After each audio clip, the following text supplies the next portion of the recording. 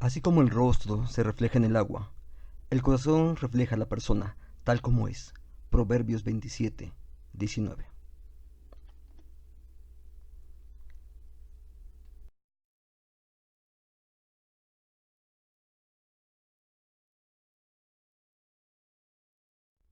El quién es una persona verdaderamente se muestra cuando ocupamos algo de tiempo en la relación.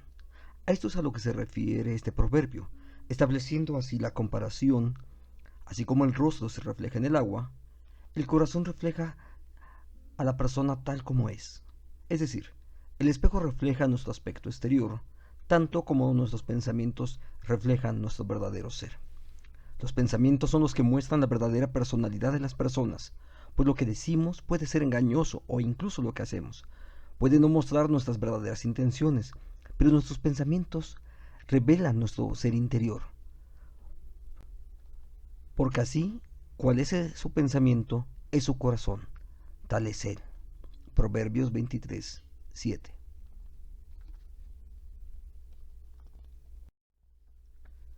Se trata de ese ser interior que incluso en algunas ocasiones nos es oculto o que preferimos no verlo y evitamos cualquier experiencia de catarsis, confesión o incluso la ayuda o crítica de alguien que pudiera hacerlo y que nos pudiera revelar lo que hay en el interior de nuestro corazón.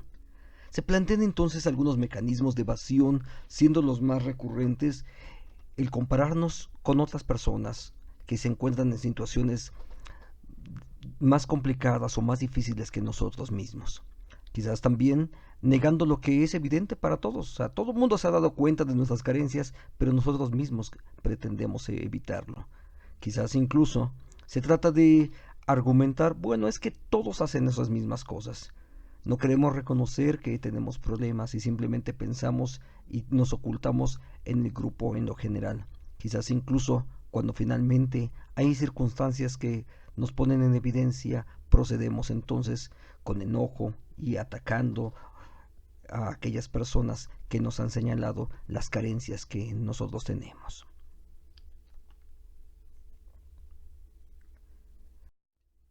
Sabemos que finalmente ese ser interior está en nosotros mismos. En la mayor parte de las ocasiones puede confrontar la verdad de lo que sabemos pero que no hacemos, pues finalmente la verdad también está inscrita en nuestros corazones como las escrituras enseñan. Ellos demuestran que tienen la ley de Dios escrita en el corazón porque su propia conciencia y sus propios pensamientos o los acusan o les indican que están haciendo lo correcto. Hay una ley que Dios puso en nuestro corazón, seas creyente o no, pero finalmente está ahí presente. La práctica de la simulación tan arraigada en nuestra mente que incluso de manera automática se contesta algo que no necesariamente siempre es cierto. Se usan en algunas ocasiones palabras de cortesía que se supone en el inconsciente colectivo que eso es lo que se debería de hacer o decir. Algunas de estas frases son el decir estoy bien cuando me preguntan cómo estoy, sin necesariamente reflejar esa mi situación o responder con frases prefabricadas ante un servicio común, qué amable, o halagos que no necesariamente reflejan mi verdadero punto de vista, cuando una mujer puede saludar a otra diciendo buenos días hermosa, pero solamente son frases que no necesariamente reflejan lo que se está sintiendo, lo que se está experimentando. Estas situaciones son comunes en nuestro diario vivir y muestran la necesidad de salud en nuestra forma de pensar. Es por ello que necesitamos sanidad en nuestra forma de pensar, para que haya sanidad en nuestras relaciones. ¿Cómo se logra esto? Bueno, teniendo un claro concepto de nosotros mismos y de nuestros semejantes.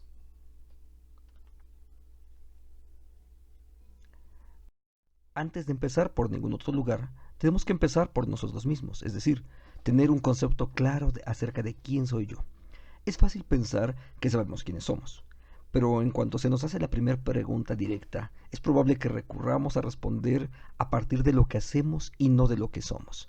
Por ello, cuando se trata de sanar relaciones con los demás, antes de hablar de otros tenemos que revisar cómo estamos nosotros mismos. Un breve pasaje de Romanos capítulo 12 nos podrá dar la orientación que nos permita tener mayor claridad acerca de quiénes somos.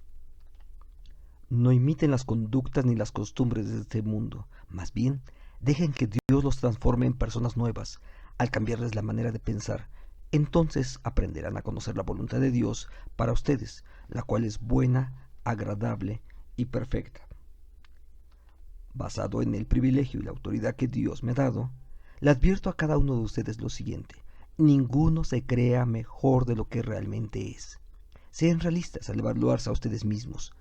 Háganlo según la medida de fe que Dios les haya dado. Romanos 12, 2 y 3. Como observas, tenemos ahí ya algunos elementos muy importantes que podríamos desglosarlos por lo menos en 3 puntos principales. En primer lugar, ante la pregunta de ¿quién soy?, la respuesta es: eres una nueva creación en Cristo. El texto de Romanos 12 tiene como precedente justamente toda la obra que Cristo ha hecho por nosotros. Un fragmento del capítulo 8 nos puede resumir la obra que Dios ya ha realizado en Cristo a favor nuestro. Leamos. Y sabemos que Dios hace que todas las cosas cooperen para el bien de los que lo aman y son llamados según el propósito que Él tiene para ellos. Pues Dios conoció a los suyos y de antemano y los eligió para que llegasen a ser como su Hijo, a fin de que su Hijo fuera hijo mayor de muchos hermanos. Y después de haberlos elegido, Dios los llamó para que se acercaran a Él, y una vez que los llamó, los puso en la relación correcta con Él, y luego de ponerlos en la relación correcta con Él, les dio su gloria. Romanos 8, 28 al 30. Dios se ha colocado a nuestro favor, y eso hace que las cosas sirvan para nuestra bendición. Así también, hemos sido elegidos y nos están formando para ser semejantes a Cristo. Hemos sido puestos también en una relación correcta con Dios y esperamos aún más de sus bendiciones. El saber todo esto en Cristo nos brinda una enorme confianza, pues Cristo está a nuestro favor. Nuestro Padre es Dios y gozamos de su bendición, y Él está proveyendo todo lo necesario para que su propósito se cumpla en nuestra vida. Saber todo esto nos da una base sólida para actuar, sabiendo que siempre lo hacemos bajo la guía y la bendición de Dios. Nuestra segunda respuesta acerca de quién soy es una mentalidad transformada. Eso es algo de lo que Dios ya ha hecho en nosotros. La manera de pensar y actuar de un discípulo de Cristo está en transformación. Esto en primer lugar significa un alejamiento de las formas que la cultura propone y que descubre a través del discernimiento que el Espíritu de Dios genera en él. Una mente renovada por Dios nos proporciona la perspectiva correcta de las cosas. Ya no es la cultura la que determina nuestras necesidades o las motivaciones que antes nos impulsaban, sino que ahora somos movidos a hacer cosas buenas, pues están actuando conforme a la nueva manera de pensar que Dios está formando en ellos. Veamos lo que dice las Escrituras. Los que han nacido en la familia de Dios no se caracterizan por practicar el pecado, porque la vida de Dios está en ellos. Así que no pueden seguir pecando, porque son hijos de Dios. Por lo tanto, podemos identificar quiénes son hijos de Dios y quiénes son hijos del diablo. Todo el que no se conduce con rectitud y no ama a los creyentes no pertenece a Dios. Entonces, ¿cómo produce Dios todos estos cambios en nuestra mente? Consideramos cómo es que esto está ocurriendo justamente en nuestra vida y cómo es que el Espíritu de Dios está actuando para con cada uno de nosotros. Esto nos lleva a considerar 3 subpuntos que se derivan precisamente de la manera en cómo Dios transforma nuestra mente.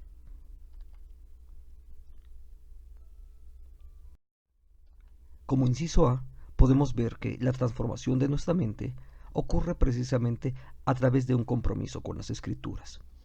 Toda la Escritura es inspirada por Dios y es útil para enseñarnos lo que es verdad y para hacernos ver lo que está mal en nuestra vida. Nos corrige cuando estamos equivocados y nos enseña a hacer lo correcto. Segunda de Timoteo 3:16. La vida cristiana es una jornada de aprender y aplicar las verdades cristianas. Una mente transformada requiere justamente que cada uno de nosotros vayamos a las Escrituras. Las Escrituras, dice el Salmo 19, son las que transforman nuestra vida. Inciso B. Obediencia a Dios y negación de uno mismo. Veamos las palabras de Jesús. Entonces dijo a la multitud: si alguno de ustedes quiere ser mi seguidor, tiene que abandonar su manera egoísta de vivir, tomar su cruz cada día y seguirme. Lucas 9:23. Nuestro amor por Dios y nuestra obediencia son inseparables. No hay forma de que alguien ame a Dios y al mismo tiempo no lo esté obedeciendo.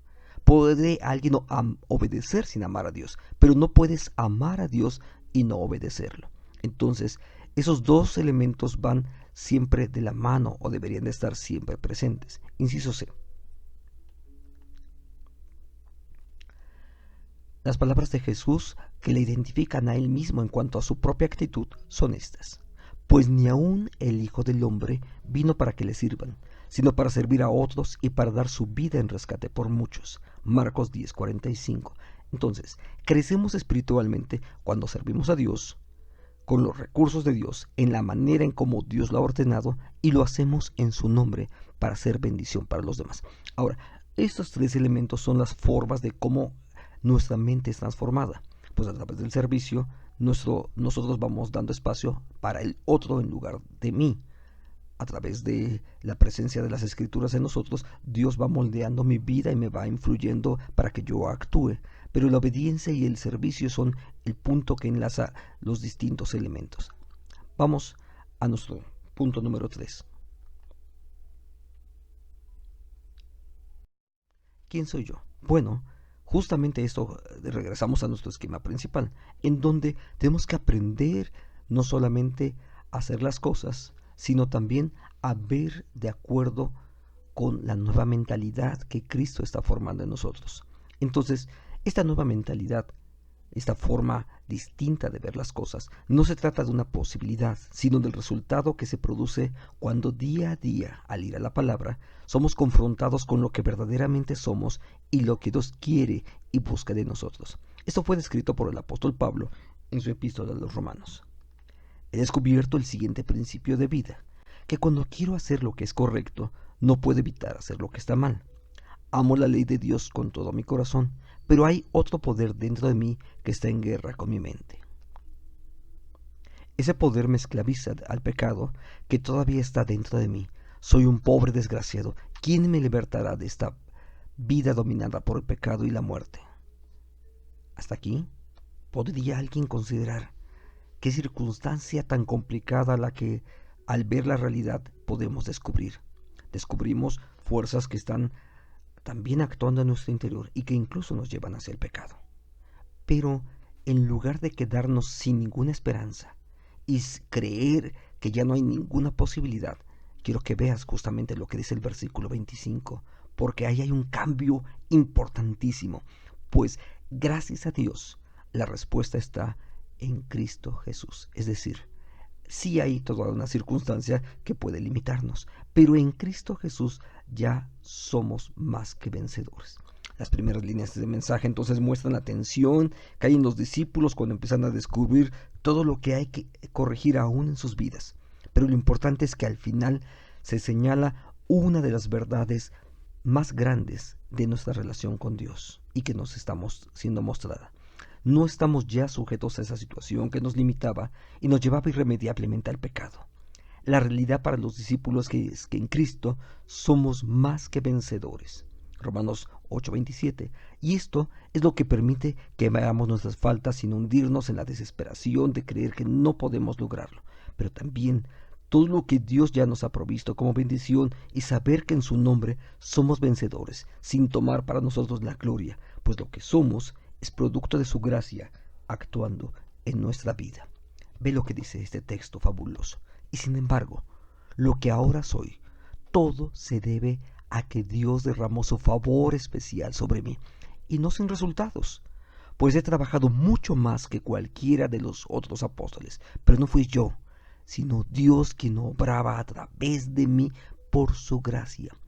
Una vez más, sino Dios quien obraba a través de mí por su gracia. Ese cambio se debe precisamente a la presencia de Dios en nuestra vida. Bien, hemos estado considerando los elementos que tienen que ver acerca con tener un concepto claro acerca de nosotros mismos y descubrimos la obra de Dios a través de nosotros, cómo nos capacita, cómo Dios está transformando nuestra mente, pero también que en medio de esa lucha que podríamos tener con nuestra propia carne, ya en Cristo Jesús somos más que vencedores. Y lo podemos hacer porque es Dios quien está actuando a través de nosotros. Pasemos pues entonces ahora a ver un concepto claro acerca de las demás personas, las personas que están a nuestro alrededor.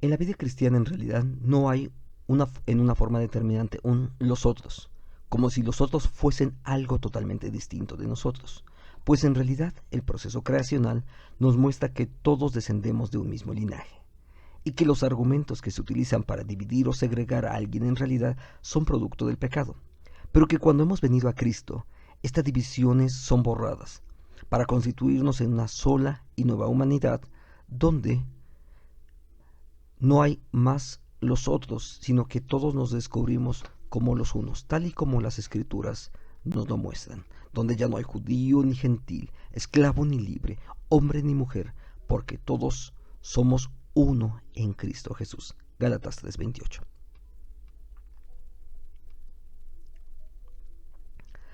Siendo entonces uno en Cristo, aprendemos que las personas que están a nuestro alrededor forman con nosotros parte de un mismo proyecto al que hemos sido llamados por Cristo, y aprendemos entonces a ver a las personas no como antes lo hacíamos, sino aprendemos a verlos ahora a través de los ojos de Dios. Y eso genera una forma de cómo estamos viendo a las demás personas. En primer lugar, consideremos un par de grupos para poder ejemplificarlo. A los que están lejos de Cristo. Los vemos como redimibles, pues el pecado que aún está en ellos y su conducta que en ocasiones hiere y que incluso ellos mismos se causan daño, es la misma que alguna vez también estuvo en nosotros, como bien nos lo recuerdan las Escrituras, cuando el apóstol Pablo dice, algunos de ustedes eran eso mismo también. Entonces, a los que aún están lejos, en lugar de verlos como gente que no tiene ningún remedio, los vemos como Dios mismo nos vio, como seres redimibles que aún pueden experimentar de la paz y de la bondad de Dios. Ahora, a los que son de Cristo, a ellos les vemos de una manera distinta. Los vemos como hermanos y los consideramos conciudadanos de los santos, participantes de un mismo reino. Recordamos lo que nos une. Hay un solo Señor, una fe, un solo bautismo y un solo Dios y Padre de todos, quien está sobre todos y en todos y vive por medio de todos. Efesios 4, 5 y 6. La diferencia que podemos tener las tratamos con amor, y si hay carencias trabajamos en ello para su propio crecimiento y para la gloria de Dios.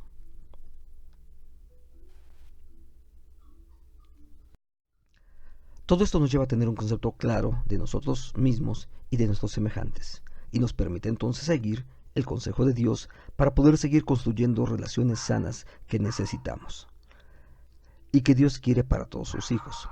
La forma de hacerlo está descrita en la epístola a los Colosenses y es a lo que podemos obtener 3 principios para la sanidad relacional. Leamos primero nuestro texto.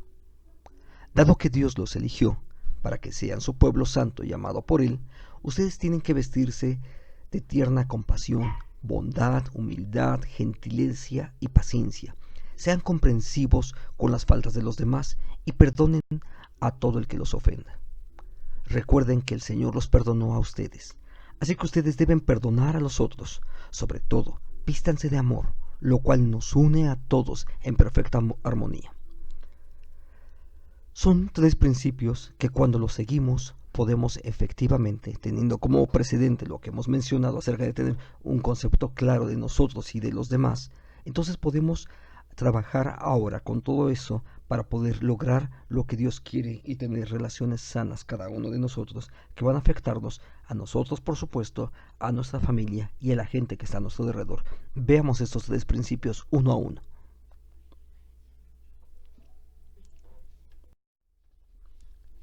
El primero, un estilo de vida bondadoso. Un estilo de vida bondadoso se construye día a día. Implica que empiezas a preocuparte más cada día por los otros. En el ámbito de la familia, se trata de buscar aquello que será de beneficio para tu esposo, tu esposa e hijos. Ese estilo de vida es en buena medida una respuesta al compromiso que tenemos con la palabra, la cual nos impulsa a actuar para ser bendición para otros. El desarrollo de este estilo de vida implica superar nuestro propio egoísmo para poder cuidar de los otros, de los que nos hacemos sus prójimos. El proceso para esto es que el Espíritu de Dios cree en nosotros los hábitos de humildad y generosidad que caracterizan a Cristo. 2.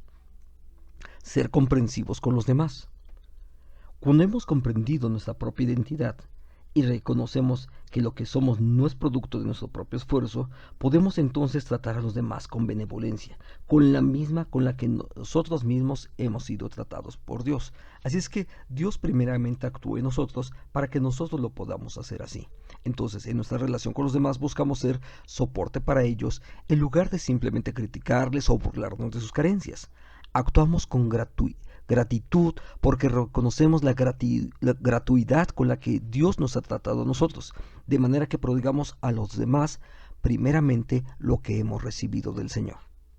Nuestro tercer principio es este: actuar en amor con los otros. La gran motivación que sana cualquier relación es cuando el amor es la iniciativa que nos impulsa a actuar. No se trata de quedar bien o de cumplir con algún compromiso social. Cuando el amor impulsa nuestras acciones, este actúa sin buscar un beneficio personal y sin embargo es también un amor comprometido con los otros que sigue actuando a favor de él con fidelidad. Podríamos revisar, por ejemplo, este pasaje en 1 Corintios capítulo 13, 4 al 7. Así, actuar en amor es más que un sentimiento. Es también un compromiso que voluntariamente se adquiere para poder ser de bendición para otras personas. Actuar en amor, finalmente, es aquel que siempre actúa más allá de la reciprocidad e incluso cubre las faltas de los otros y les restaura para poderles bendecirles, como escribió el apóstol Pablo a su iglesia. Leemos. Lo más importante de todo es que sigan demostrando profundo amor unos a otros, porque el amor cubre gran multitud de pecados. Esos 3 principios de santidad relacional, al ser actuados en nuestras relaciones rotas, estarán empezando a traer sanidad para cada uno de nosotros, pues está actuando en amor para con los demás. El primero en experimentar sus efectos, sin duda, serás tú mismo, al darte a ti paz necesaria para poder continuar trabajando y obrando, y estos 3 principios más adelante puedan impactar en las personas que están en tu derredor, trayendo sanidad a todo el conjunto de relaciones de las que tú formas parte. Que Dios te bendiga y traiga la sanidad para ti que Dios ha querido desde el inicio. Amén.